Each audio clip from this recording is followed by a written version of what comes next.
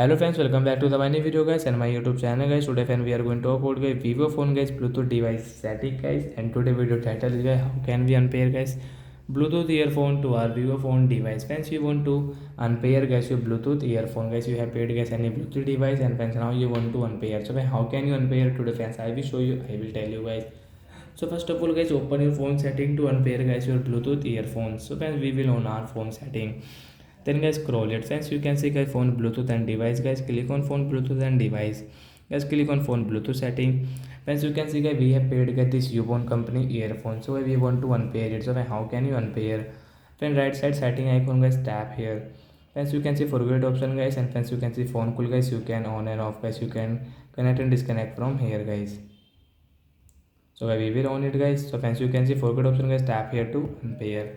After unpair guys, you cannot use guys this device name will remove on your screen. So like that guys, we can unpair Bluetooth earphones. So bye guys.